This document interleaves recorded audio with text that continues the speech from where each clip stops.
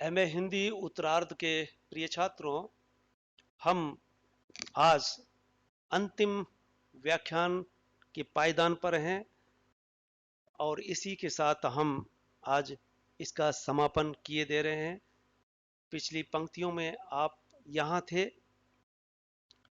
पंक्तियां थी, कविता में कहने की आदत नहीं पर कह दूं, वर्तमान समाज चल नहीं सकता, पूंजी से जुड़ा हुआ हृदय बदल नहीं सकता, स्वतंत्र व्यक्ति का वादी छल नहीं सकता, मुक्ति के मन को जन को। ये पंक्तियां यहां हमने छोड़ी थी। याद कीजिए कि क्या कहना चाह रहा है कवि। कविता में कहने की आदत नहीं पर कह दूं, यानी वो व्यक्ति जो कवि या काव्य से दूर है, लेकिन फिर भी अक्सर इन शब्दों में वो अपनी बात किस अवस्था में कहते हैं। ये वो एक सूरत, एक स्थिति, ऐसी स्थिति हर व्यक्ति की जिंदगी में आती है जब वो कह पड़ते हैं कि वर्तमान समाज चल नहीं सकता। इस तरह से जब आदमी गंभीरता से, ईमानदारी से, सच्चाई के साथ होता है और वो हर मोड़ पर ठोकरें खाता है, कहीं से भी उसे सच्चाई के साथ खड़े हुए लोग नजर नहीं आते और लोग न जाने क्यों ऐसी दौड़, अंधी दौड़ में भागे चले जा रहे हैं। वो व्यक्ति तब परेशान, हैरान होकर के कह चुका होता है, कह बैठता है, वर्तमान समाज चल नहीं सकता। क्यों? क्योंकि पूंजी से जुड़ा हुआ हृदय बदल ही नहीं सकता। क्योंकि कुछ भी किया जाए, अंततः वो पूंजी के पीछे ही होते हैं। और ये जब पंक्तियां लिखी गई थी तब ये सूरत नहीं थी। जब आज हम 21वीं सदी में खड़े होकर के इस कविता को पढ़ते, इस कविता की ये पंक्तियां दोहराते हैं, तब बहुत ही भयावह नजारा दिखाई देता है कि हम आज के लिए जीते हैं कल की कीमत पर। यानी भविष्य में हम अंधकार भले ही पैदा कर दें, लेकिन अभी हमें उजाला चाहिए, अभी हमें बहुत कुछ चाहिए, अभी ही हम सब कुछ खत्म कर देना चाहते हैं। हवा, पानी, यानी हमें स्वच्छ पानी नहीं मिल रहा, स्वच्छ हवा नहीं मिल रही, सांस लेना दुर्लभ हो रहा है। और देखिए कि वो देश जो विकास विकसित देश है, यूरोपियन देश है, चीन है, अपना ही विकास करना चाहते हैं विकासशील देशों की कीमत पर। कोरोना, कोरोना, कोरोना, ये शब्द अब बच्चे बच्चे की जुबान पर है और पता चला कि इसे चीन अपनी प्रयोगशाला में पैदा करता है, बनाता है। और इसलिए बनाता है कि जो विकसित यूरोपियन देश है वहां इस वायरस को छोड़ करके उनको तबाह कर देगा और वो एक दिन खुद शक्तिशाली हो जाएगा। अब देखिए, पड़ोसी भारत के साथ वो एक तनाव की स्थिति पैदा किए हुए हैं। ये क्या सूरत है? एक देश की देखो तो दूसरे देश के साथ, एक व्यक्ति की देखो दूसरे व्यक्ति के साथ, एक वर्ग की दूसरे वर्ग के साथ। यानी वो पूंजी से जुड़ा हुआ हृदय बदल ही नहीं सकता। वो सिर्फ अपना स्वयं का हित चाहता है, स्वयं को ही विकसित होता हुआ देखना चाहता है। स्वतंत्र व्यक्ति का वादी छल नहीं सकता, मुक्ति के मन को जन को।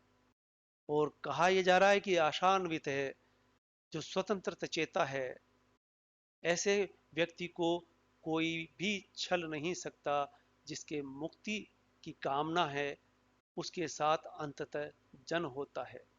एकाएक हृदय धड़क कर रुक गया, क्या हुआ?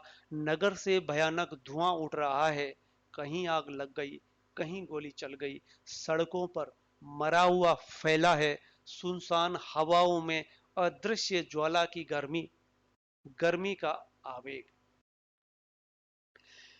एकाएक हृदय धड़क कर रुक गया, क्या हुआ? ये सूरत कभी कभार पैदा हो जाती है कि हृदय का धड़कन कभी बंद नहीं होती, हृदय धीरे धीरे अपनी ही रफ्तार से धड़कता रहता है, जैसे घड़ी की टिक टिक टिक टिक की तरह हृदय की धड़कन भी चलती रहती है। वो कभी नहीं रुकती। अगर रुक जाती है तो सब कुछ खत्म हो जाता है।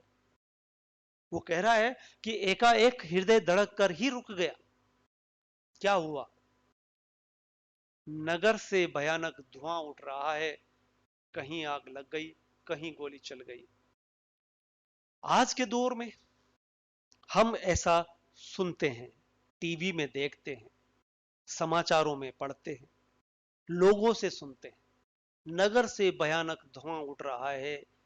क्यों? क्योंकि कहीं आग लगा दी गई है, कहीं गोली चल गई है, या कहीं धारा 144 लगा दी गई है, और सड़कों पर मरा हुआ फैला है सुनसान। 144 लगने के बाद सड़क सुनसान हो जाती है, सब लोग घरों में बंद हो जाते हैं। ऐसे हालात क्यों पैदा होते हैं? जब लोग एक दूसरे के खून के प्यासे हो जाते हैं, एक मोहल्ले के लोग दूसरे मोहल्ले में जाकर के आग लगा देते हैं, और ऐसा धुआं उठ रहा है नगर में, ऐसा लगता है कि जैसे कहीं आग लग गई है, या नगर के नगर ही धुआं में जल रहे हैं, क्योंकि कहीं गोली चल गई। गोली चली क्यों?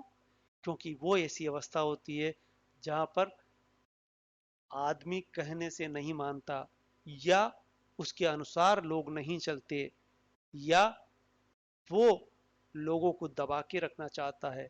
ये तानाशाही मानसिकता जो जनता को दबा के अपनी हुकूमत करना चाहती है, जहां पर वो गोली चला देती है, और ऐसे में सड़कों पर मरा हुआ फैला है सुनसान सन्नाटा। ये जब बात कही जाती है तो कुछ लोगों का अनुभव हो सकता है, कुछ लोगों का अनुभव हो सकता है, बाकी इसे सुनते हैं, बाकी टीवी पर देखते हैं कि ऐसा हो रहा है, लेकिन दूसरे शहर में ऐसा हो रहा है, लेकिन दूसरे मोहल्ले पर ऐसा हो रहा है, लेकिन किसी दूसरे देश में दूसरे व्यक्तियों के साथ। लेकिन जब ये कोरोना में हमने देखा कि हर देश, हर प्रदेश, हर जिला, हर शहर, हर गांव सुनसान हो जाता है, सब अपने घरों में बंद। एक साथ पूरे देश में धारा 144 पहली बार लगती है। ऐसा पहले कभी नहीं हुआ। और ये अनुभव जो अंधेरे में कविता में दिखाया जा रहा है, वो किसी कुछ चंद व्यक्तियों का हुआ करता था, लेकिन आज हर पाठक का ये अपना अनुभव है जो बयां कर सकता है। इस तरह से कह सकते हैं कि ये कविता कवि की कितनी समसामयिक है, कितनी बेजोड़ और महत्वपूर्ण है। हवाओं में अदृश्य ज्वाला की गर्मी, गर्मी का आवेग, और हवाओं में भी लगता है कि अदृश्य ज्वाला जल रही है, उसकी गर्मी वो महसूस कर रहा है। यानी दूर तक जो लोग, जहां उसका धुआं दिखाई दे रहा है, या सिर्फ सुनाई दे रहा है, या अखबारों में ही पढ़ रहे हैं, या टीवी पर ही देख रहे हैं, पर वो गर्मी उन्हें अपने दिल तक छू रही है, वो आवेग उनके अंदर से उठ रहा है। सब चुप, साहित्यिक चुप, और कविजन निर्वाक, चिंतक शिल्पकार नर्तक चुप है। उनके ख्याल से ये सब गप है, मात्र किवदंती, रक्तपाई वर्ग से नाबिनाल बद्ध। ये सब लोग नपुंसक, भोग शिरा, जालों में उलझे, कहीं आग। और वो देखता है कि कहीं से भी किसी तरह की कोई आवाज नहीं उठती, सब चुप है। जब एक तरफ मोहल्ला जल रहा है, आग लग रही है, गोली चल रही है, तो देखता है कि लोग चुपचाप सुन रहे हैं, देख रहे हैं। साहित्यिक चुप, कवि जन निर्वाक, जैसे आवाज ही नहीं रह गई। कवि को कविता करनी चाहिए, उस पर चिंतक को चिंतन करना चाहिए, शिल्पकार को ऐसा शिल्प, नर्तक को ऐसा नृत्य, तांडव नृत्य जिसे कहते हैं, वो होना चाहिए, लेकिन वो सब चुप। ऐसे में क्या होगा? एक चिंतक, एक कवि क्या सोचता? उनके ख्याल से ये सब गप है। ये जो चुप है, वो या तो उससे बचना चाहते हैं, या उसके जो परिणाम मिलने वाले हैं उसको नहीं भोगना चाहते, इसलिए चुप है, इसलिए उसे गप कहते हैं कि ये सब गलत है, ये सब अफवाह है, ये सब विरोधियों की चाल है, विरोधियों की साजिश है, विरोधियों के द्वारा कहे गए अफवाहें हैं, मात्र किंवदंती है, यूं ही फैलाई गई बात है। रक्त पाई वर्ग से नाभिनाल बद्ध ये सब लोग नपुंसक भोग शीरा जालों में उलझे कहीं आग। और ये जो सब कुछ होता है, ऐसा लगता है कि ये एक वर्ग है जो रक्त पीता हुआ पैदा होता है, यानी जोंक की तरह है, जो दूसरे के खून पर पलती है, उससे नाभिनाल है, उससे आबद्ध है ये सब लोग, ये नपुंसक भोग शिरा जालों में उलझे और जिंदगी भर केवल उपभोग करते हैं, दूसरों के कमाए हुए धन पर निगाह रखते हैं, छीनना चाहते हैं, ठगना चाहते हैं और उसी पर जीना चाहते हैं। ऐसे ही जालों में उलझे हैं ये लोग। ये अंततः नपुंसक है जो ऐसी अवस्था में खड़े नहीं होते। और वो कहता है कहीं आग लग गई, यानी ये अभी खत्म नहीं हुआ, ये बराबर चल रहा है। ये समाचार पत्रों के पत्तियों के मुख्य स्थूल गढ़े जाते संवाद, गढ़ी जाती समीक्षा, गढ़ी जाती टिप्पणी, जनमन और शूर बौद्धिक वर्ग है कृतदास किराए के विचारों का उद्भास कहीं आग लग गई। वो समाचार पत्रों में जो छपता है मुख्य स्थूल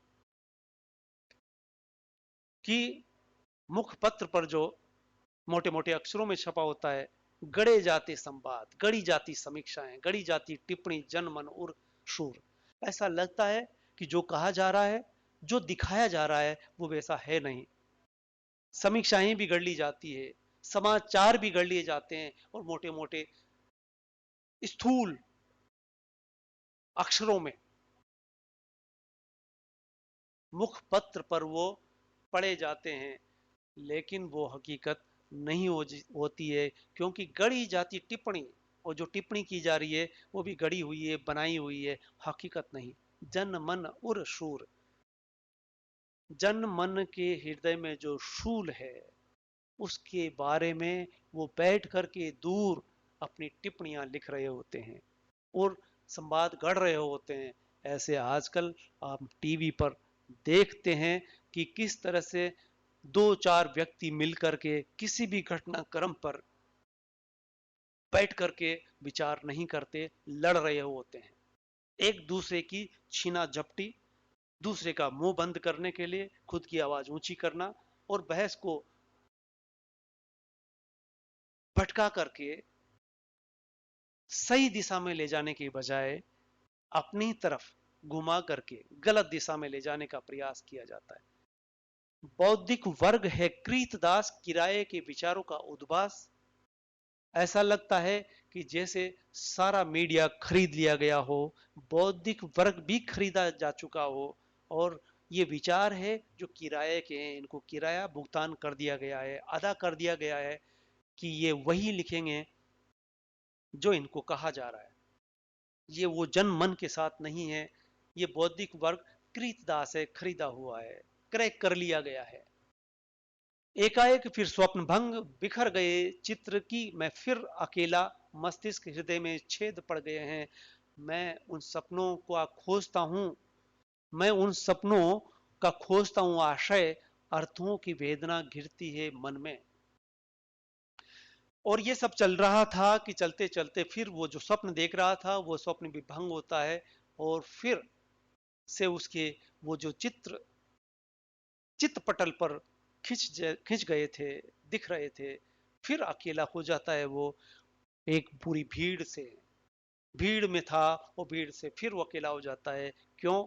मस्तिष्क हृदय में छेद पड़ गए हैं, यानी हृदय और मस्तिष्क में जैसे बड़ा सा छेद हो गया है। अब मस्तिष्क काम नहीं कर रहा, हृदय हृदय खून की सफाई नहीं कर रहा, हृदय में वो धड़कन नहीं रह गई, मस्तिष्क में वो विचार नहीं रह गए, यानी विचार जो यहाँ से निकलते थे उसमें बहुत बड़ा छेद हो चुका है। अब वहां से किसी भी तरह की कोई सूरत नजर नहीं आती। मैं उन सपनों का खोजता हूँ आशय, जो इतने सारे सपने देखे थे। उनके आशय खोजता हूँ, लेकिन आशय कैसे निकल के आएगा, क्योंकि वो भी ऊट पटांग थे। उनका और छोर पकड़ में नहीं आ रहा था। पकड़ में कैसे आए, क्योंकि मस्तिष्क में ही एक छेद पड़ गया, जहां से कि वो सोच सकता है, वो सोच ही खत्म हो गई। अर्थों की वेदना गिरती है मन में, और वेदना इस तरह से मन को घेर लेती है कि वही अर्थ सूझता है जो जिससे वो आबद्ध है। एकाएक वह व्यक्ति आंखों के सामने गलियों में, सड़कों पर लोगों की भीड़ में चला जा रहा है। वही जन जिसे मैंने देखा था गुहा में, वह दिखा, वह फिर खो गया किसी जनयूथ में।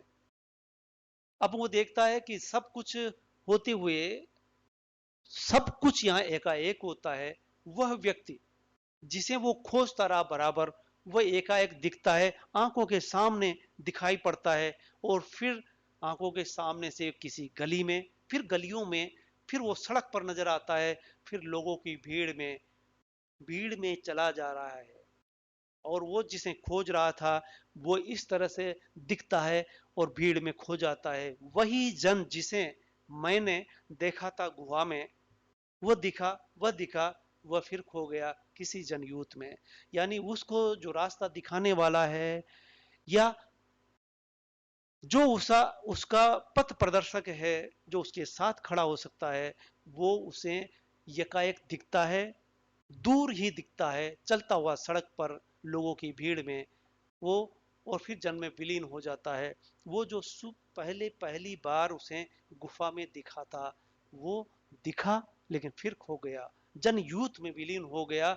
ये एक अच्छी सूरत हो सकती है कि वो जो उसे दिखा था, वो अब जन के साथ हो गया है, और अब वो सबका हो गया है। वो जो उसका था, वो अब सबका हो जाने वाला है।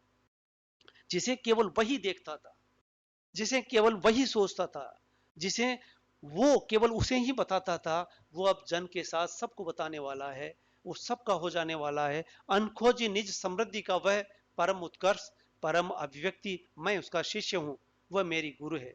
वो अभिव्यक्ति, जिस अभिव्यक्ति को वो खोज रहा था लगातार इन अंधेरों में, गुफाओं में, पहाड़ों पर, नदियों में, वो जो जिसका वो शिष्य है, वो अनखोजी निज समृद्धि का वो परम उत्कर्ष वाली अभिव्यक्ति, जो अब जन जन के साथ खड़ी होती नजर आती है, वो मेरी गुरु है। और वो मेरी गुरु, मैं जिसका शिष्य हूं, अब उसके सभी शिष्य हो जाने वाले हैं। वह मेरे पास कभी बैठा ही नहीं था, वह मेरे पास कभी आया ही नहीं था। तिलस्मी खो में देखा था एक बार, उस खो में उसने एक बार इस तरह से देखा था। हालांकि पूरी जिंदगी भर उसे, जिसे वो खोजता रहा, वो दूर तक ही दिखाई देता रहा है, दूर से ही दिखता रहा।